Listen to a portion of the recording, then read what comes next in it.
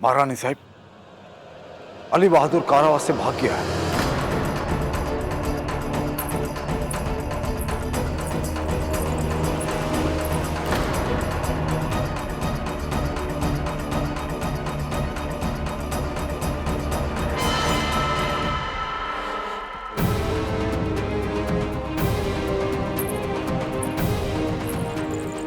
इस मलंग ने तुझे आगाह किया था। पांचवा खतरा आसमान पे मंडरा रहा है। और अली बहादुर, वो तो हमारे अनुपस्थिति में अवश्य कोई समस्या उत्पन्न करेगा। क्या पता पांचवी मौत वही हो। महाराज अकेले, हमें उनकी सुरक्षा के लिए उनके पास जाना ही होगा। योर एक्सलेंसी, मुझे पता चला कि अली बहादुर जेल से भाग गया। हाँ अरे साहब, और अब हमें महाराज की सुरक्षा के लिए उनके पास जाना ही होगा। मैं भी आपके साथ चलता हूँ। ठीक है। लेकिन महारानी साहब, बाहर प्रदर्शन कर रहे किसानों की समस्याओं का क्या होगा? नरसिंह राव जी, इन किसानों को सुनियोजित ढंग से उकसाया गया है। झांसी के नगर सेठों ने अली बहादुर के समर्थन में आकर अपना सारा धन डलहौजी को भेज दिया, ताकि यहाँ के किसानों पर दबाव डाला रहे, और 24 घंटे के अंदर उनसे सूद समेत धन वापस मांगा गया, ताकि हम इन्हीं उलझनों को सुलझाते रहें और अली बहादुर यहाँ कारागार से भाग सके। हमें तो अब सारी कड़ियां जुड़ती नजर आ रही हैं। अवश्य कोई बहुत बड़ा षड्यंत्र रचा जा रहा है। हमें महाराज के पास शीघ्र ही जाना होगा। हमारे जाने का प्रबंध किया जाए तुरंत। जो आ गया महारानी साहब।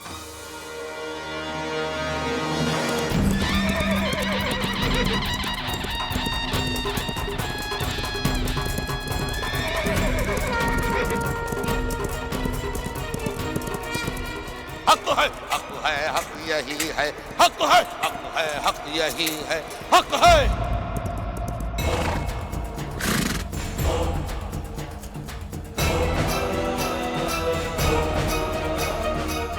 हम अपने पति को कुछ नहीं होने देंगे मलंग बाबा। आपने 5वीं मौत का इशारा किया था ना, अब हम आपको विश्वास दिलाते हैं कि महाराज 5वीं मौत के शिकार नहीं होंगे। चाहे कुछ भी हो जाए, महाराज को हम मौत के मुंह से खींच लाएंगे। हक है, हक। बेटी, जिंदगी की डोर ऊपर वाले के हाथ है। कब, कहां, कैसे उठेगा, ये कोई नहीं जानता। वो पाक बेनियाज अपने बंदों पर 2 बार हंसता है। एक बार तब जब वो किसी को मिटाना चाहे और बंदा उसे बचाना, और एक बार तब जब वो किसी को बनाना चाहे और बंदा उसे मिटाना चाहे। उसके आगे किसकी चली है? ईश्वर इतना भी क्रूर नहीं हो सकता। वो अधर्मियों का साथ नहीं देगा मलंग बाबा।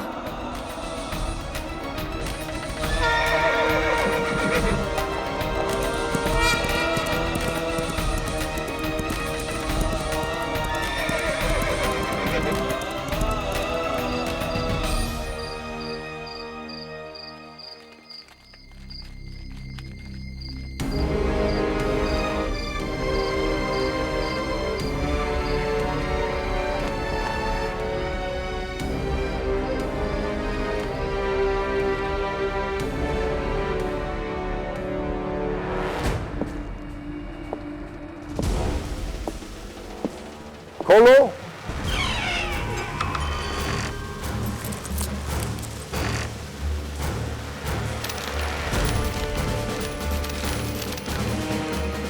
Gangadhar, you are so foolish! You thought I'll give you money?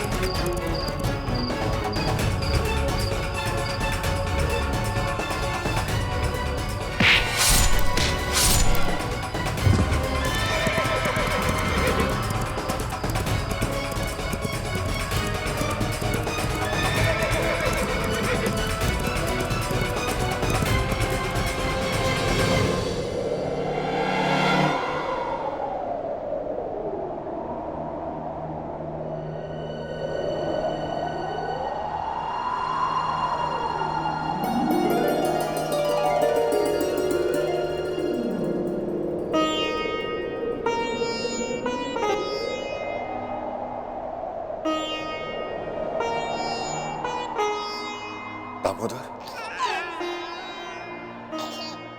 Damodar, आपने हमें याद किया दामोदर।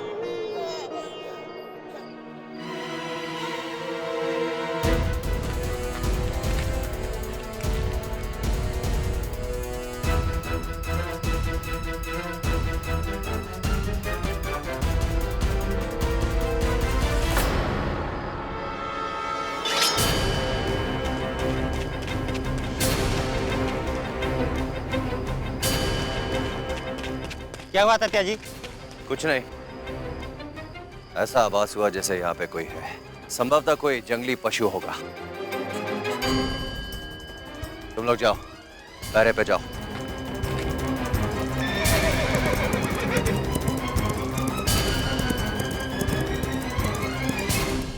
हम गंगाधर के बाहरी सुरक्षा कवचों तक तो पहुंचने में सफल हो गए, परंतु उनके तंबू में दाखिल होना बड़ा मुश्किल है।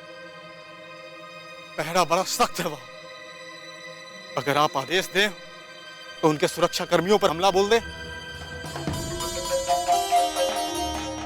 ऐसी गलती भूलकर भी मत करना। मत भूलो कि वहां पर गंगाधर की हिफाजत के लिए रघुनाथ के साथ साथ वो तांत्या टोपे भी है। वो अकेला ही तुम सब पर भारी पड़ेगा। वैसे भी उनके सैनिकों की तादाद तुमसे ज्यादा है। तो क्या करें? इंतजार। ठीक है, जैसा आप उचित समझें।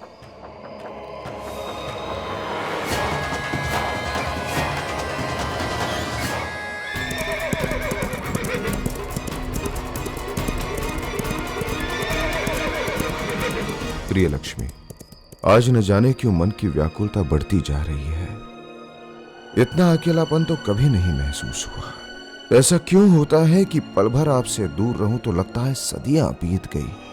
हम भी आपके बिना कहाँ रह पाएंगे।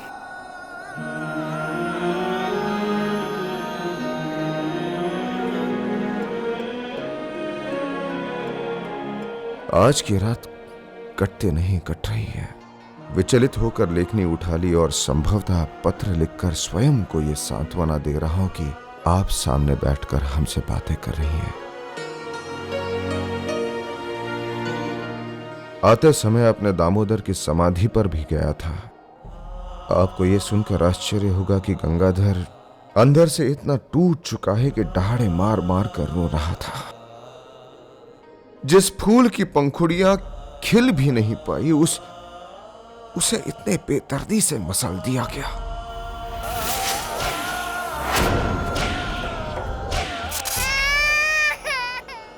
अब तो कुछ भी अच्छा नहीं लग रहा है।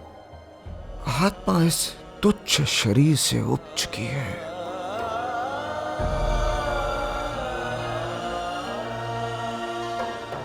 परंतु इसका अर्थ यह नहीं कि हम कमजोर हो गए हैं, अपने कर्तव्य से मुक्त नहीं हुए। कल दामोदर की 13वीं करनी है। भोर की प्रथम बेला फूटते ही सूर्य देवता को जल अर्पित करना है।